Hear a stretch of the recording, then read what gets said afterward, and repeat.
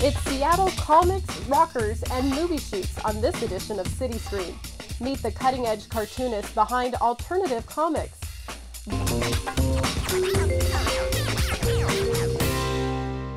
Hello and welcome to CityStream. I'm Nicole Sanchez. This week we're in Georgetown at Fantagraphics Bookstore and Gallery. Fantagraphics Books has been a leading publisher of comics for over 30 years, and their support for some brilliant leading-edge cartoonists in Seattle led to a new art scene that now has quite a following. The curator of Fantagraphics, Larry Reed, introduces Jim Dever and us to some of the leading lights of this phenomenon called alternative comics. A drunken, man-sized, Spanish-speaking frog. A sadistic, Satan-like creature. A weird, man-hog kind of thing. Not your typical comic book heroes, but Jim Woodring isn't your usual cartoonist. His art is less about making you laugh than about blowing your mind. Back to him in a minute. Grunge, Seattle's alternative music explosion of the 1990s. Along with it came an explosion of art called alternative comics, a cutting-edge phenomenon that's bigger and edgier than ever. It took a long time for these comics to sort of develop a following, but now it's become a huge segment of a shrinking book market. They're not comics for kids. Alternative comics are geared to a more sophisticated adult audience. An audience that prefers anti-heroes to superheroes. People relate to these comics because they're dealing with everyday issues that the reader has to deal with as well. Larry Reed is curator for Fantagraphics, the largest publisher of alternative comics in the world. Based in Georgetown, you'll find everything here from R. Crumb to the complete Peanuts library.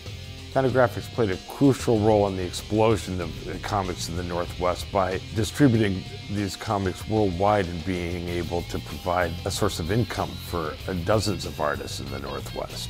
Artists like Peter Bagge. He's the one who coined the term alternative comics in 1990. Peter Bagge was a fairly astonishing cartoonist in his ability to both parody and capture the sensibility of the grunge era. The groundwork for these comics was laid in the early 80s by a trio of brilliant Northwest artists. Linda Berry came to prominence by publishing her Ernie Poot comic that was syndicated in alternative weeklies nationally. Charles Burns did the same with his Big Baby comic and later his comic serial Black Hole. And of course, Matt Groening was doing a more primitive Life in Hell gag cartoon strip that was published in alternative weeklies, and he later moved to Los Angeles and is producing The Simpsons. But let's get back to Bagge, Peter Bagge, and his well-loved comic, Hate. Peter Bagge followed the exploits of the hapless Buddy Bradley and this gang of lovable losers. It was very comical and self-deprecating. At the same time, it was a very realistic portrait of Seattle youth culture throughout the 1990s. Fast forward to the present, and Larry gives us his picks for today's alternative comic rock stars. David Lasky is known for doing mini comics about historical figures. Ellen Forney, who's primarily known for her erotic comics, and maybe foremost among them, Jim Woodring. Known mainly for his Frank comics, Jim Woodring is one of a select few artists seen as elevating comics to high art. I want people to feel that they're not just looking at a story that was concocted for entertainment, but that a message is being passed through to them. That's my goal, to create that sense of a window opening and something new coming in. Individual panels of Woodring's are like little works of art, and I sort of like the fact that he has this very conceptual, visionary approach to comics that really distinguish it from almost everything else being done today. Which begs the question, who's driving alternative comics into the future?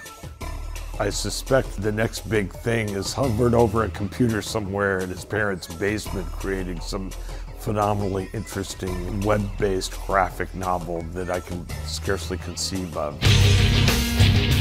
One thing is certain, long after grunge has gone, cutting-edge alternative comic artists like Jim Woodring continue to blow minds, one panel at a time.